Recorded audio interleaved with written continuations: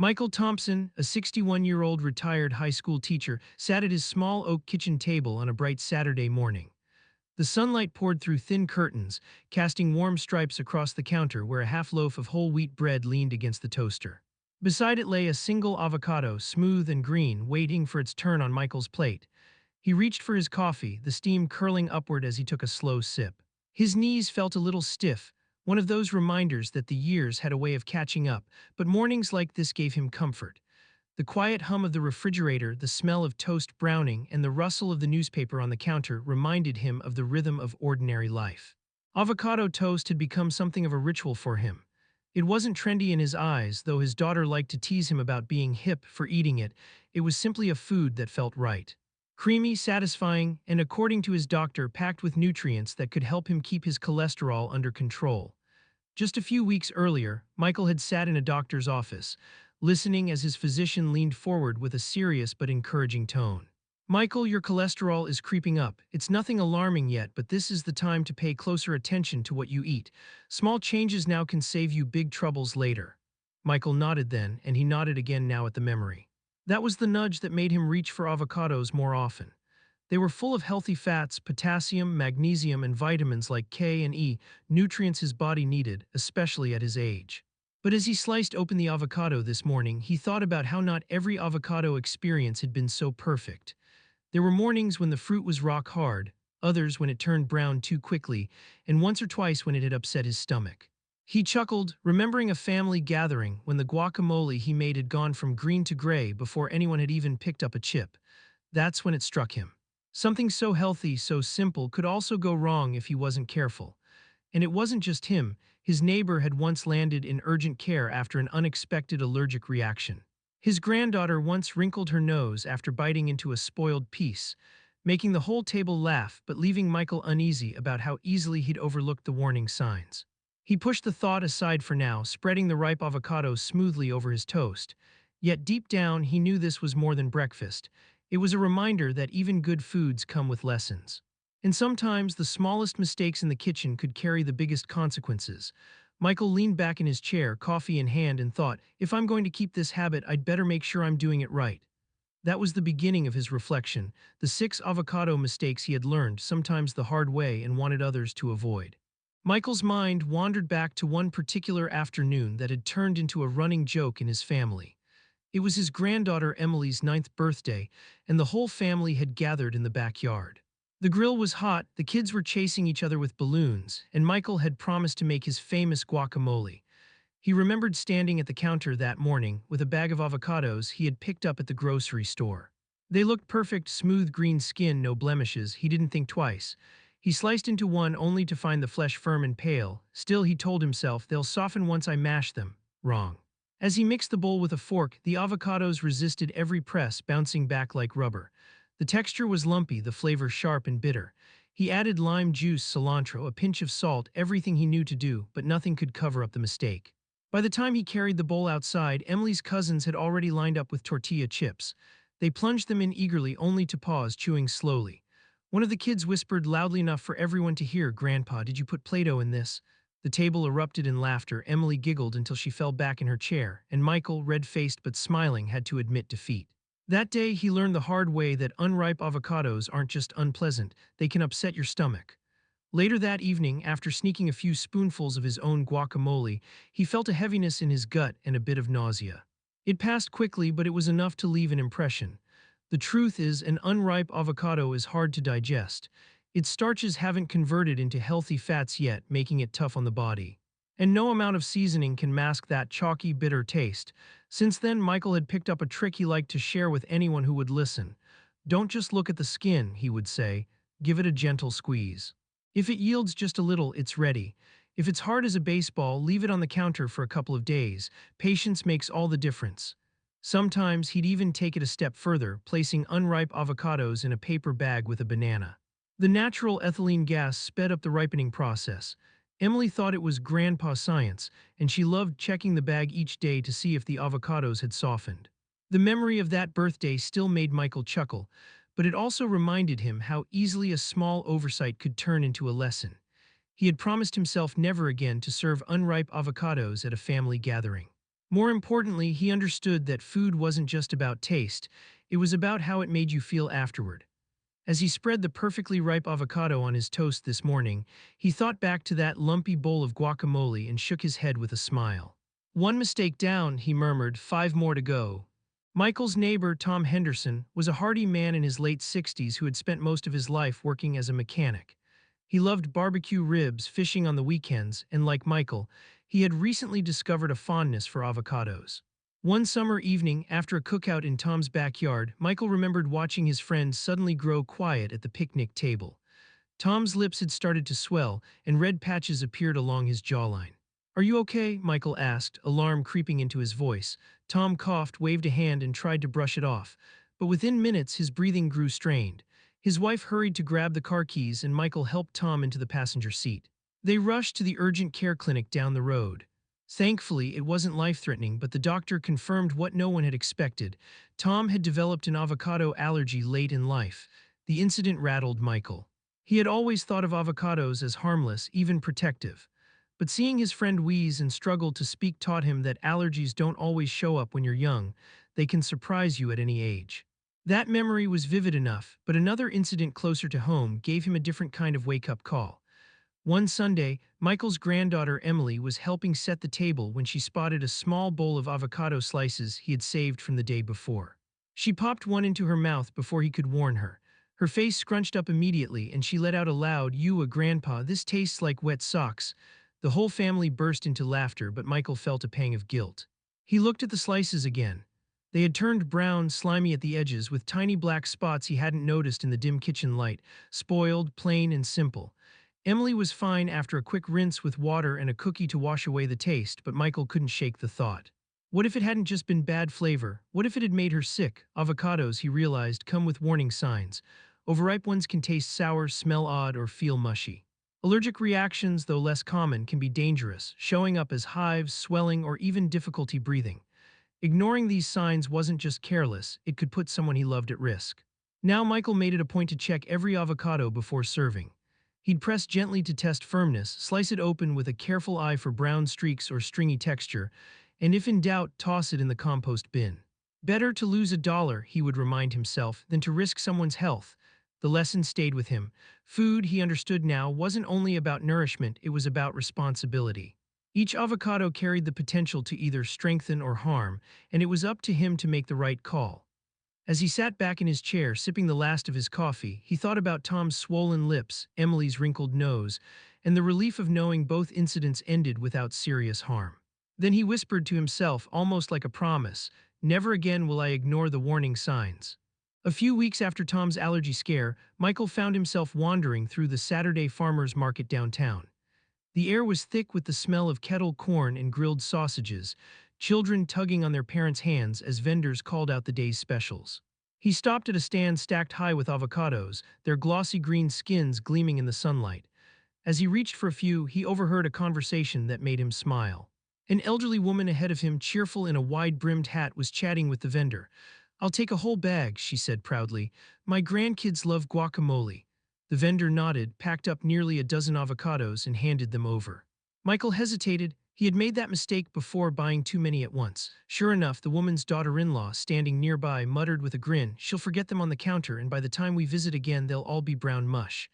Everyone laughed, but Michael knew the pain of watching good food go to waste. Back home, he thought of his own missteps. One summer, he had left 3 avocados in the fruit bowl next to bananas.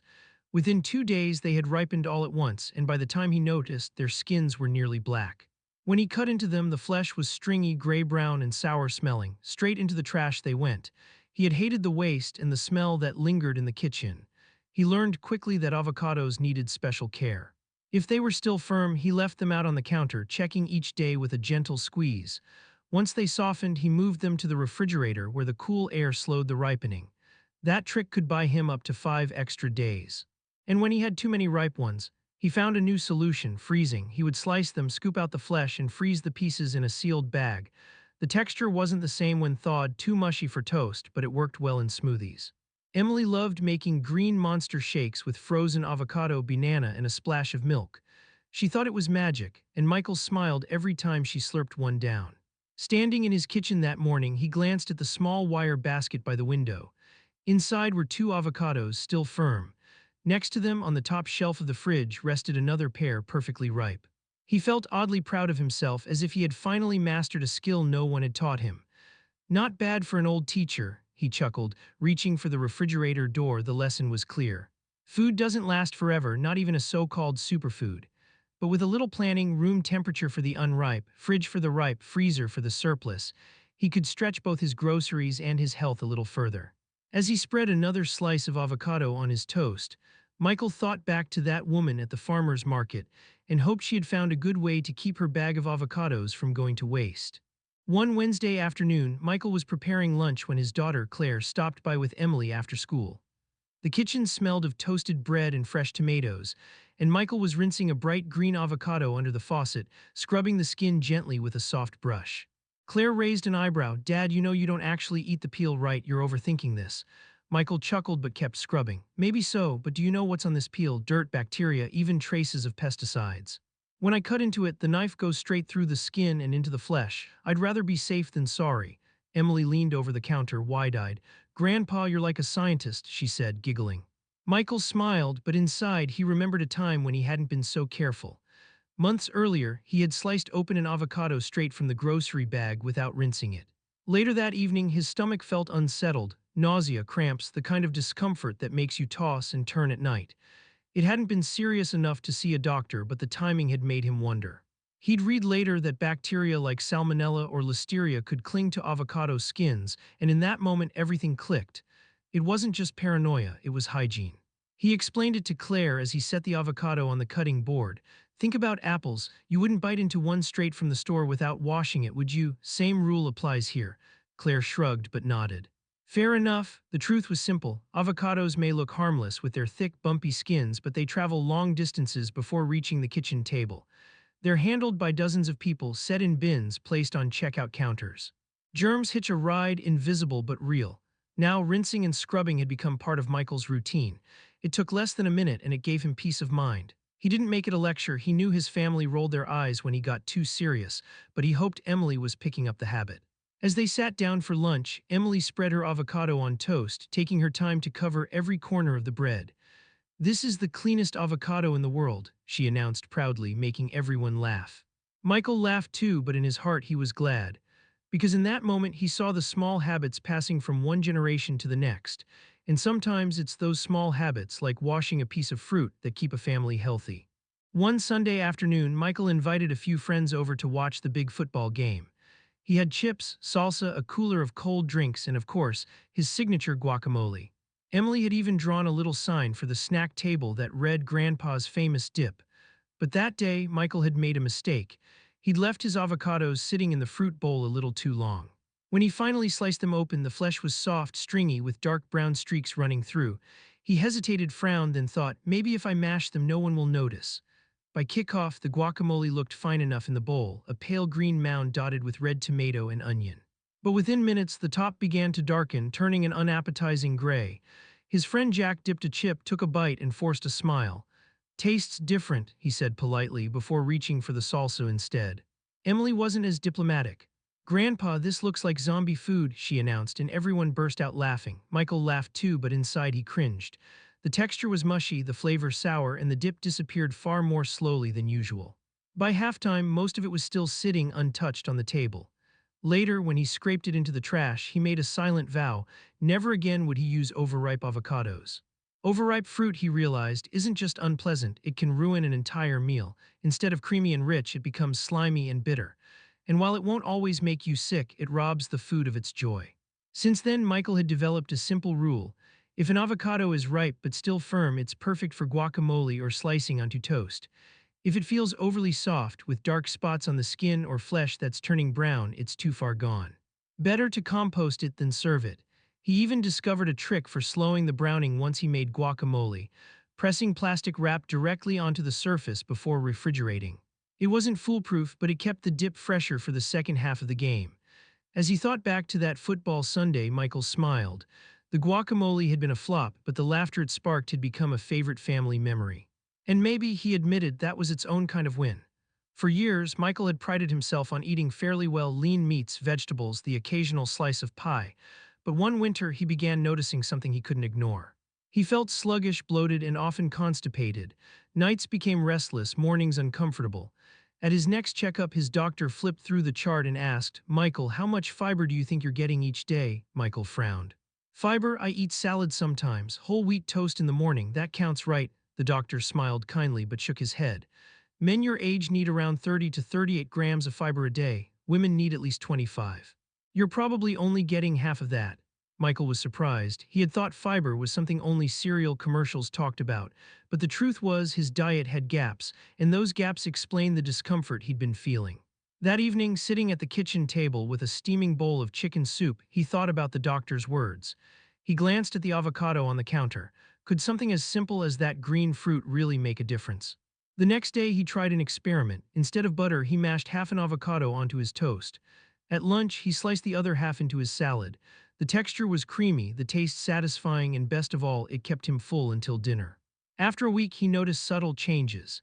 Less bloating, more regular digestion. He even joked with Claire on the phone, "I think I've discovered the secret weapon, avocados and bran cereal." Not exactly glamorous, but they work. She laughed and told him to keep it up.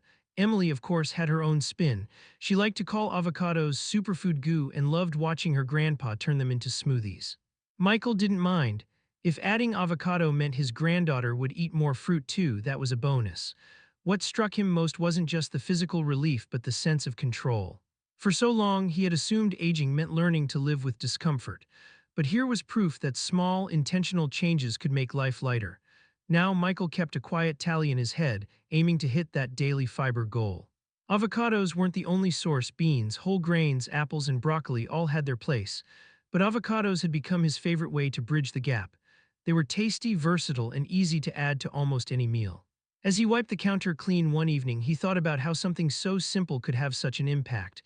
Not getting enough fiber, he mused, might be one of the sneakiest mistakes of all. He looked over at the fruit bowl, where two perfectly ripe avocados waited for tomorrow. For Michael, they weren't just food anymore.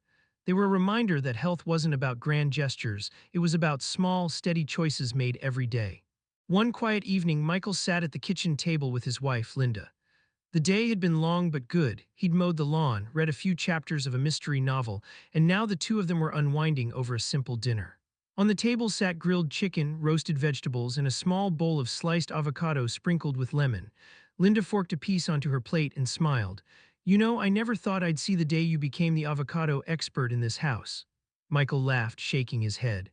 "Expert? Hardly, more like a man who's made every avocado mistake possible." She raised an eyebrow. "Every one of them." "Oh yes," he said with mock seriousness. "Rock-hard guacamole, brown zombie dip, spoiled slices, the works. Ask Emily, she'll tell you all about it." Linda chuckled, and for a moment the kitchen filled with that easy warmth that only comes after decades of shared meals. As they ate, Michael thought about the journey these little green fruits had taken him on. At first, they had just been food, something trendy, something healthy, but along the way they had become reminders. Reminders of Tom's allergy scare, of Emily's wrinkled nose at spoiled slices, of laughter around the football game, of his doctor's steady advice about cholesterol and fiber. Each memory carried its own lesson, shaping not just how he ate, but how he thought about health. He reached for the last slice in the bowl and cut it in two. Sliding one half onto Linda's plate, he said softly, "It's funny, isn't it? Something as small as an avocado can teach you to slow down, to pay attention, to take care of yourself and each other." She looked at him, eyes crinkling with affection, and squeezed his hand across the table. Michael took a deep breath, feeling grateful. Grateful for the second chances to get things right. Grateful for the laughter that softened the missteps. Grateful that at 61, life still had lessons to give. He knew he wasn't done learning, not about food, not about health, not about family. But tonight, with his plate empty and his heart full, he felt content. As the dishes clinked in the sink and the house settled into quiet, he thought of one last lesson worth sharing. Good health doesn't come from perfection, but from persistence. From being willing to laugh at mistakes, learn from them, and keep moving forward. And with that, Michael leaned back in his chair, a smile spreading across his face. "Here's to getting it right, one avocado at a time," he whispered.